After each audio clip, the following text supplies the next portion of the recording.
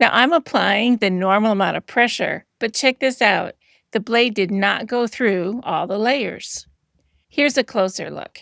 Can you see how there's frayed edges at the top of the cut on the third layer? And the blade skipped over the fourth layer completely. Just to be clear, this is an old blade from my studio, not the blade that we're testing today.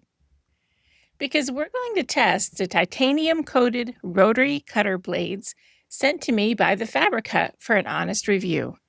These blades have a very thin titanium coating, which is significantly harder than standard steel and acts as a protective layer, helping the blade to stay sharper longer, up to 6 times longer, according to the website. The real question, of course, is how that translates into real cutting performance. So let's start with fresh blades and run 5 quick tests. The Fabric Hut's website mentions that these blades fit all rotary cutter brands that use blades with a notched center. Since different rotary cutters apply pressure slightly differently, I'm testing the blades in 2 cutters that I use regularly, starting with my traditional Olfa stick style cutter. Notice the paper towel? There's a tiny bit of oil on the blades, so I like to gently wipe them off when I insert them. And here we go. Same amount of pressure, but a perfect cut. See how easy that was? I also tested the blades on my Martelli ergonomic cutter on the same fabric, 4 layers. Once again, a perfect cut. So that was both parts of the first test. Let's try another. Here are 6 layers of a really substantial, high quality quilting cotton. I've smoothed the fabric carefully, making sure there are no hidden creases, wrinkles, pleats, or hidden clumps of thread in the layers, and that there's no ripples along the fold lines. Now I'm going to walk my hand up the ruler as I go and let the blade do the work instead of pushing hard. A quick note, if you ever find you're pushing really hard, your blade is most likely dull and your cuts may not be perfectly accurate. This is also the point where injuries can happen, so do be careful. Most quilters find that a 45 millimeter blade comfortably handles about 4 to 8 layers of quilting cotton with minimal pressure, as long as the blade is sharp. For thicker stacks, some quilters prefer switching to a 60 millimeter rotary cutter, which is larger.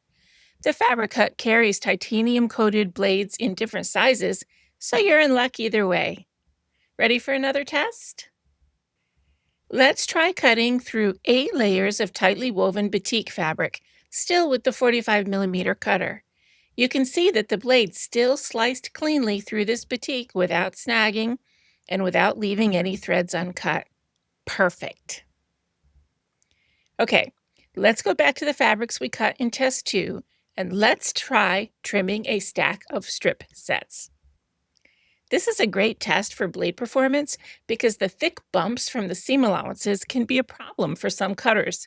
Can you see how I'm offsetting the strip sets so that the seam allowances won't stack up on top of each other? That will also help keep my ruler from swinging or shifting as I cut. And here we go. Right through, easy as pie. Isn't that great? Okay, can you guess what's next? Let's get really vigorous. After cutting all that other fabric, let's cut through 4 layers of fabric and 2 of cotton batting. Slick as can be. Just great. One important thing to know is that the titanium coating improves wear resistance, but it doesn't make the blade indestructible. The fastest ways to damage a rotary blade are going over a pin, cutting on a heavily grooved mat, or repeatedly bumping the blade against a hard surface like a ruler. A single nick in the blade can cause skipped threads every time that spot rotates around. Another simple tip for getting longer blade life is to occasionally clean your cutter. Cotton fabric produces a surprising amount of lint, and that lint can build up around the blade and create friction. Taking the cutter apart occasionally and wiping away the lint helps keep the blade rotating freely. As a longtime quilter, I've learned that a dull blade can be a real troublemaker. Three signs that it's time to replace your blade include skipped threads, needing extra pressure to make the cut, or fabric shifting while you're cutting, and this usually happens either at the very beginning or very end of the cut. So, are titanium coated blades worth it? In my experience, they don't necessarily feel dramatically sharper right out of the package. The biggest difference is how long they stay sharp. So, if you do a lot of cutting, like I do, the longer edge life can make the cutting smoother and reduce hand fatigue. If you'd like to take a look at the blades that I tested today, I've included an affiliate link from the Fabric Hut in the description.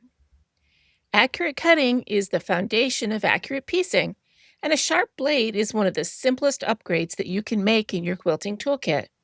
I'd love to know in the comments, how often do you change your rotary cutter blade?